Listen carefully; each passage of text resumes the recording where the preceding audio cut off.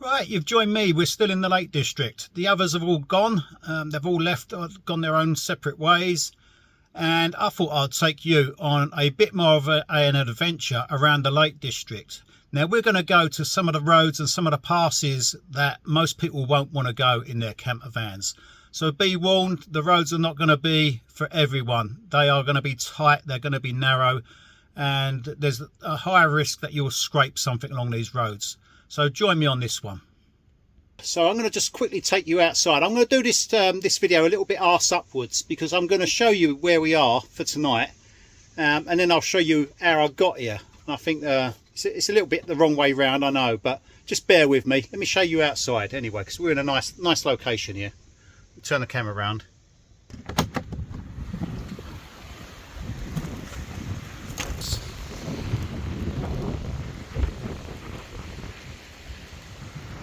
Got a nice little river over here, fresh running water if I need it.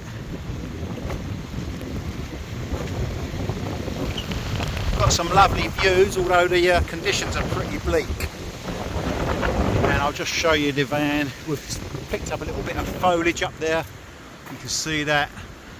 Been some tight lanes to get here, but it's been worth it, I think. I'm all on my own, no one else around. Got the old valley to myself.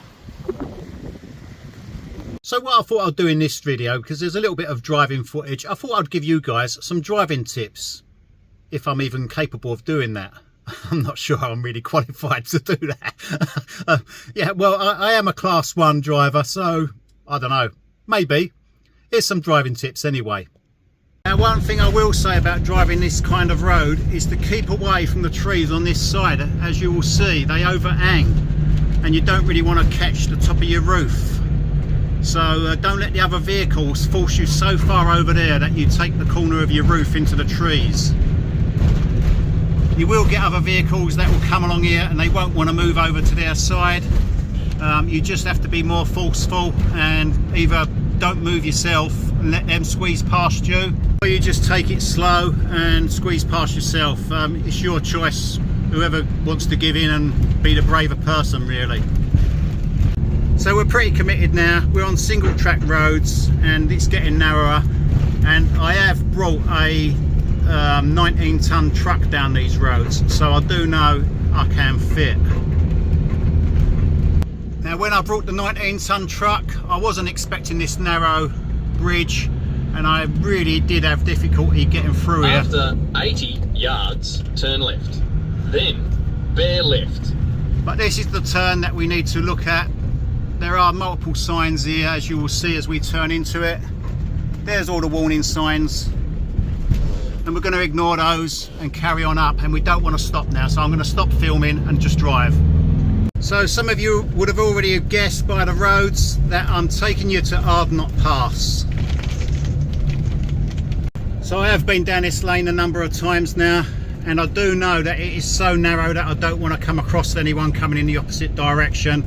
I'm hitting my mirrors all the way down on the bracken and stuff on the sides here, so I'm just taking it easy just in case I do catch a bit of the wall with my mirror. I don't want to break my mirror. I'm going to need those.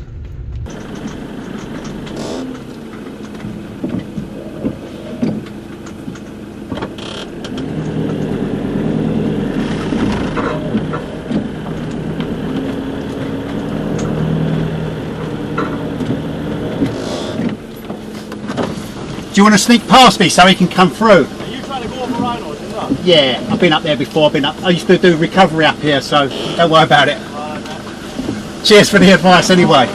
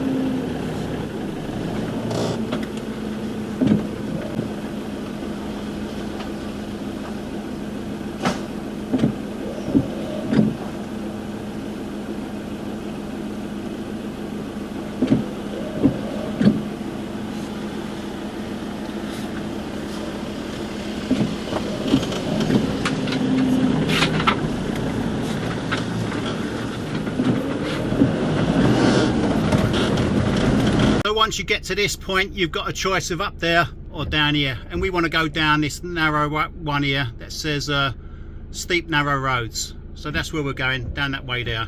Now you've already seen that we've passed a few vehicles. I don't have all my proper cameras, so I'm really struggling to film what I've got here.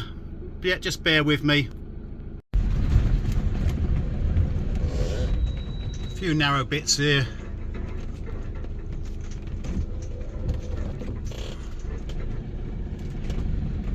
But we're through that. Don't want to touch any of this rocky stuff, that will cause some quite major damage.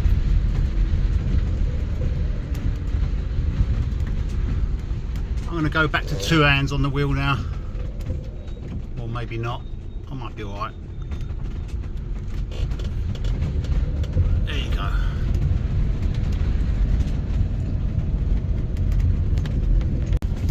Now at this point you're going to tuck your mirrors in, because you will not fit through here in a van my size. So yeah, you've got to put both mirrors in here, so don't try and go through here, as you're going to end up with some scrapes. I'm going to try and film what I can here, but it's some really steep bits, so I might lose the camera at some point.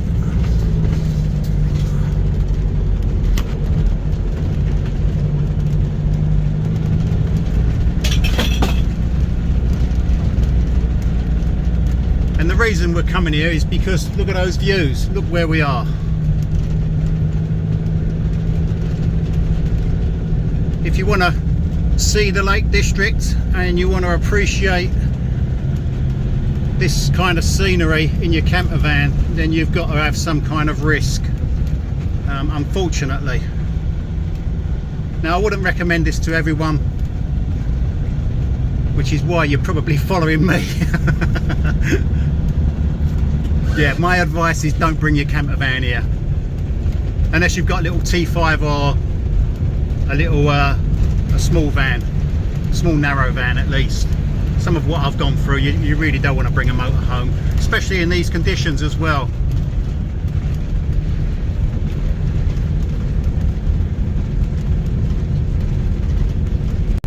So the road opens up here to a big drop, as you will see. Don't want to fuck up on this part. That was me and my dog are dead. There's nothing but a drop down that side, and we've got to go quite quickly, else we won't make up the hill.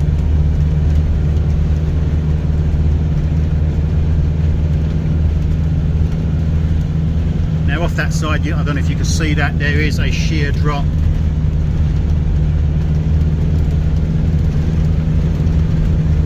Pretty much nail biting stuff. There is something coming down, I can see up above. I really don't want to run into him on this steep section. 200 yards, you have reached your destination.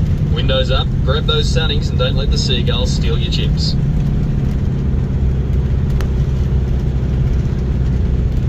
There are a few passing places, as you can see, and my campsite is at the top of this hill.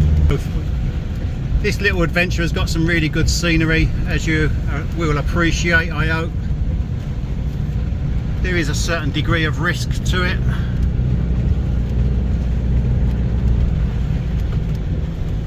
Which is why I'm doing it and you're not. Oh shit. So the descent from here is pretty awful as well. There's nothing nice about this route at all other than the scenery.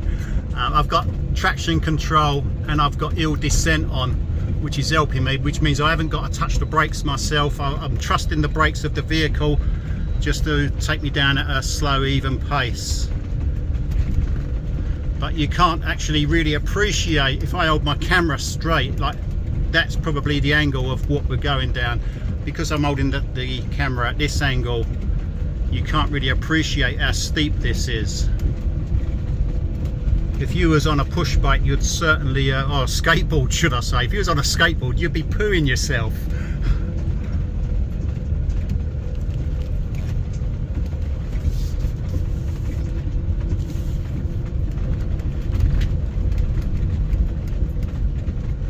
But the scenery is absolutely stunning.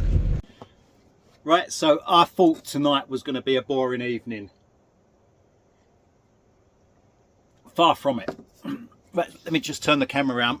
I am almost halfway through, or over halfway, my bottle of wine. I'll just get up and show you over here. I've had my chicken curry, and then the police knock at the door. My first police knock in all of van life since Appleby, really. And yeah, I'm halfway through, or more than halfway through, a bottle of wine. I can't drive. I've not put my seat round the wrong way, like I tell everyone. I tell everyone else, turn your seat around, put your wheel clamps on, and I haven't even done it myself. I just thought out here in the middle of the hills I'd be okay. So let me fill you in on what's gone on. Okay, so I've just had the police knock on my van. As you can see, the road conditions are so bad that he doesn't want me to move in either direction. So he's clearing the road.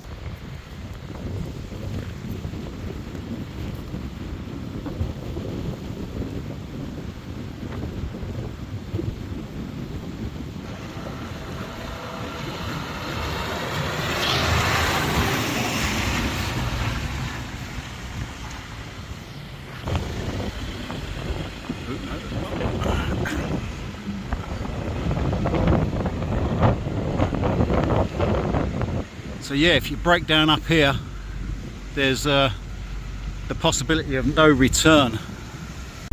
So this is actually Rhino's Pass, and at the end of here will be Hardknott Pass, which is the road that goes up. Let's see if I can pull up and zoom in.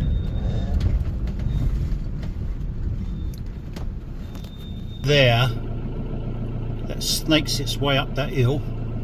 That is Hardknott Pass.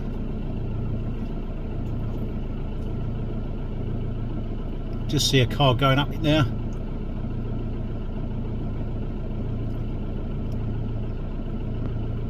Pretty steep.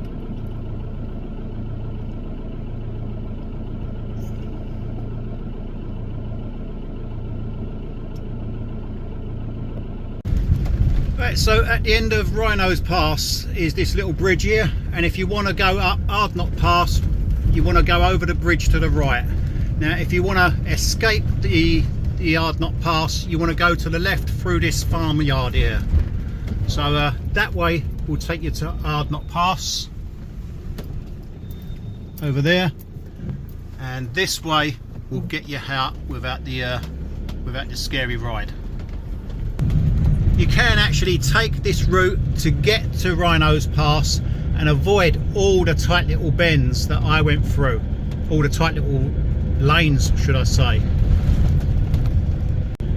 Right, so if you do take this route to avoid Hardknott Pass, these are the sort of roads that you get. They're very pleasant, Aunt Daisy type roads.